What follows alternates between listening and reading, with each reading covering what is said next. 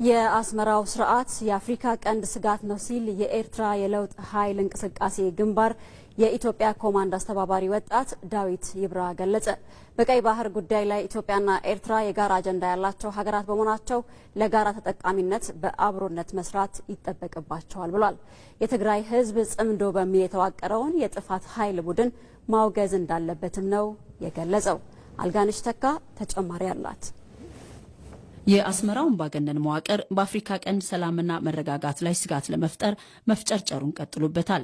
ስርዓቱ ለዘመናት የሙጥኝ ብሎ የተቆናጠጠውን የስልጣን ዕድሜ ለማራዘም ሲል የተካነበትን ቀጣናውን የማተራመስ የጥፋት ተግባር ተያይዞታል።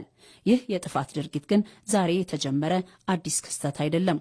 ይልቁንም ለዘመናት የተላበሱት ሰላምን አታሳዩኝ የሚል የቆየ የጠባጫሪነት ባህሪያቸው ማሳያም ጭምር ነው። ለዚህም ሲሉ ትናንት ይፋለሙ የነበሩ ዛሬ ግን የማይጣመሩት ተጣምረው የጥፋት ድግስ እየደገሱ ይገኛሉ። የኤርትራ የለውጥ ኃይል እንቅስቃሴ ግንባር ብርጌድ ንሓመዱ፣ የኢትዮጵያ ኮማንድ አስተባባሪ ወጣት ዳዊት ይብራህ የአስመራው ስርዓትና አዲሶቹ የጥፋት አጋሮቹ የቀጠናውን ሰላም ለመንሳት የማይቆፍሩት ጉድጓድ የማይፈነቅሉት ድንጋይ የለም ይላል። ኩሉ ጊዜ ምስ ዕጡቃት ጉጅለታት እዩ ቀይ ባህር ወይ ተቀርና አፍሪካ ካኒ የሁልጊዜም ተግባሩ በአፍሪካ ቀንድ አካባቢ የሚገኙ የታጠቁ ኃይሎችና አማጽያን ቡድኖችን መደገፍ ነው። ይህንን ተግባሩንም በሶማሊያ፣ በየመን በተለይ ደግሞ በጅቡቲ ዓለም የመሰከረውን የራሱ ሰራዊት ሳይቀር በኢትዮጵያ ሰራዊት የተማረከበትን አጋጣሚ ማንሳት ይቻላል። ስርዓቱ በአፍሪካ ቀንድ የአምባገነኖች ቁንጮ የመሆን ህልምና ባህሪ ያለው ነው። በዚህ ተግባሩም ቀጠናውን እያተራመሰው ይገኛል። ይህ ተግባር ግን አዲስ አይደለም። ታሪክ እንደሚመሰክረው የህወሓትና የሻዕቢያ ቡድኖች ለዘመናት የተላበሱት ህዝብን በጦርነት ውስጥ የመማገድ አውዳሚ ባህሪ መገለጫ ነው። የስልጣን ጥማቸውን ለማርካትና እድሜያቸውን ለማራዘም ሲሉ ብቻ መርህና እሴትን በመተው የማይጣመሩት የለም የተባለለትን እኩይ ጥምረት ፈጥረው በቀጠናው ላይ አዲስ የጥፋት መንገድ ጀምረዋል። እቲ ጽምዶ ዝበሃል ነገር ትክክለኛ ህዝባዊ ጽምዶ ይኮነን። ጽምዶ የሚባለው ስብስብ ህዝባዊ መሰረት የለውም። ይሄ ለመሆኑ ደግሞ በተጨባጭ በትግራይ አይተነዋል። የአስመራው ስርዓት አስመራ ላይ የሚከተለውን የጥፋት መንገድና እቅድ ነው በቀጥታ ወደ ትግራይ ያመጣው። ዛሬ ላይ የወጣቱ ጫንቃ ይህንን የጥፋት መንገድ የሚሸከም አይደለም።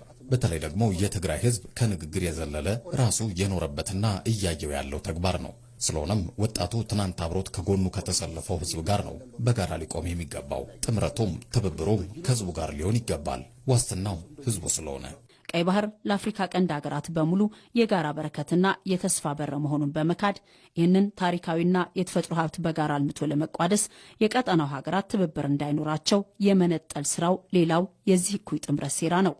በታሪክ አጋጣሚና በፖለቲካዊ ውሳኔ ሁለት ሀገር የሆኑት ነገር ግን በደም በባህልና በቋንቋ አንድ የሆኑት የኢትዮጵያና የኤርትራ ህዝቦች በትብብርና በአብሮነት ሊሰሩ እንደሚገባ ዳዊት ይብራህ ያሳስባል። ይሁን እንጂ የህወሓትና የሻዕቢያ የጥፋት አስተሳሰብ ይህንን የጋራ ልማትና ትብብር የሚያደናቅፍ ጠባጫሪ ሆኖ ቀጥሏል። ኣብ ዞባ ቀይ ባህሪ ብፍላይ ካብ ዞባ ቀርኒ አፍሪካ በቀይ ባህር በተለይ ደግሞ በአፍሪካ ቀንድ አካባቢ ደህንነቱ የተጠበቀ ሰላማዊ ዲሞክራሲያዊና ልማታዊ መንግስት እንዲፈጠር ከተፈለገ የአካባቢው ሀገራት በተለይ ደግሞ በኢትዮጵያና በኤርትራ መካከል ትብብር እንዲኖር ያስፈልጋል። ምክንያቱም ሁለቱ ሀገራት ብዙ የሚያመሳስሏቸው ሁኔታዎች አሉ። የኋላ ታሪካችንን ብሎም አመጣጣችንን ማየት እንችላለን። ኤርትራና ኢትዮጵያ በታሪክ አጋጣሚ ነው ሁለት ሀገራት የሆኑት።